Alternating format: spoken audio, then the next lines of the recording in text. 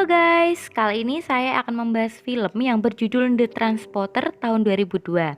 Walaupun jadul, tapi keren abis loh. Film ini mengisahkan mantan tentara khusus yang berprofesi sebagai sopir handal. Lanjut bos.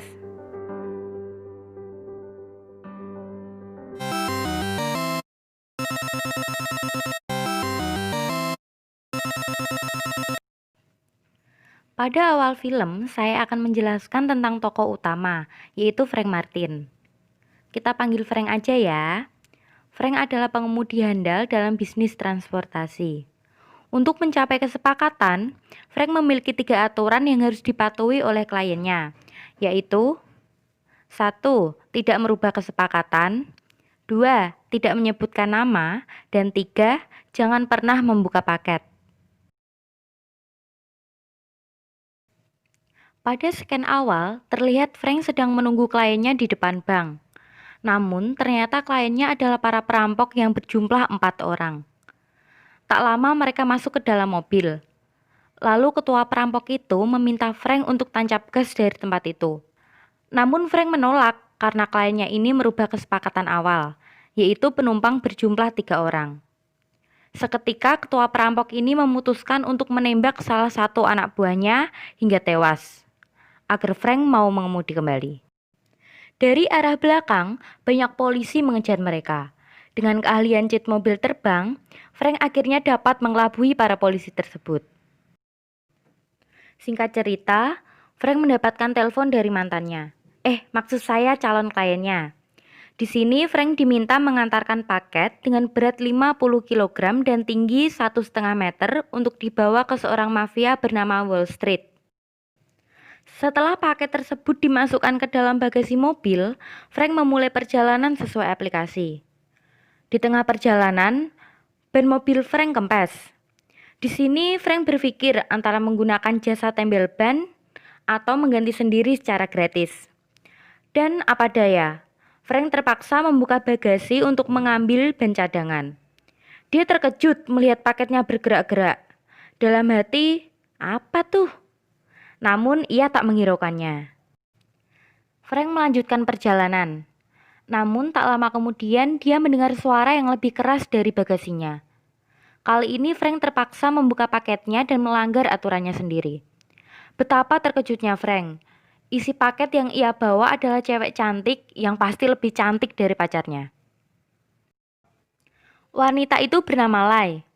Lai meminta pada Frank untuk membuka tali yang mengikatnya dan beralasan ingin buang air kecil.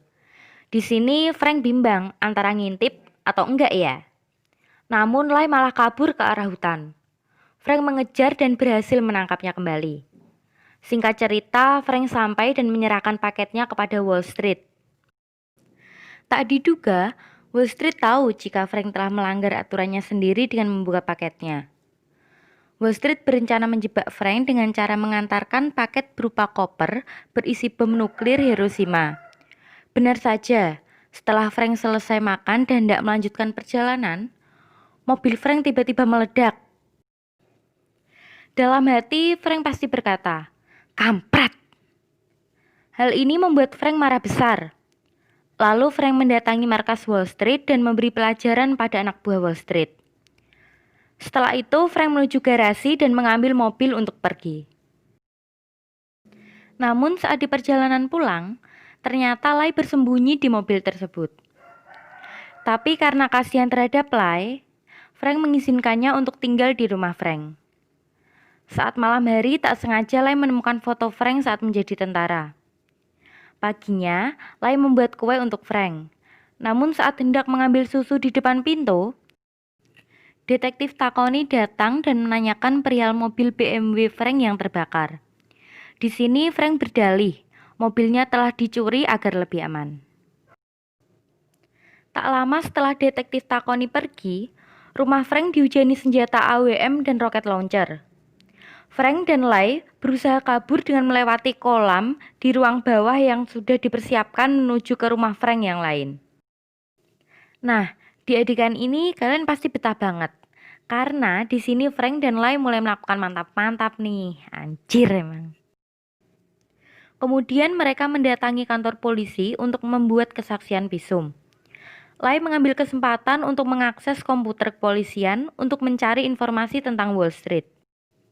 Saat keluar dari kantor polisi, Lai memberitahu Frank bahwa di hari itu, Wall Street dan ayahnya akan melakukan penyelundupan warga Cina melalui kontainer.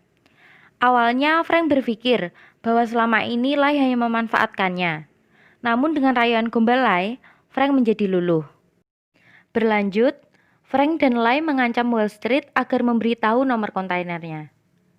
Singkat cerita, Detektif Takoni mengetahui informasi Wall Street karena riwayat akses Lai tadi dan segera menuju ke tempat Wall Street. Di saat yang sama, ayah Lai bersama anak buahnya masuk dan berbohong pada Lai jika tidak ada penyelundupan agar Lai tidak melawan. Frank pun berhasil dilumpuhkan sementara. Saat Detektif Takoni datang, Wall Street melaporkan bahwa Frank menculik Lai dan memeras ayah Lai beserta Wall Street.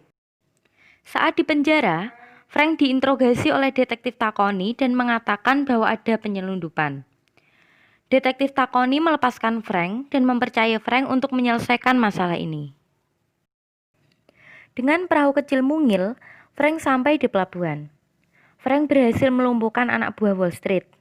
Kayak Genji aja anjir, 1 vs 1000 kali. Frank berusaha mengejar Wall Street dengan mobil butut.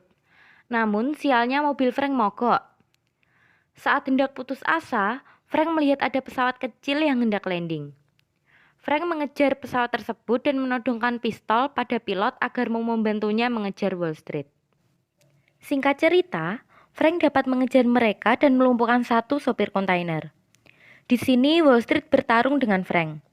Frank dapat melumpuhkan dan melempar Wall Street keluar kontainer. Saat Frank hendak berhenti, dia sudah ditodong pistol oleh ayah Lai dan meminta Frank untuk melompat ke jurang. Saat ayah Lai hendak menembak Frank, Lai datang dan menembak ayahnya hingga tewas. Tak lama kemudian, Detektif Takoni datang dan segera menyelamatkan semua orang di dalam kontainer.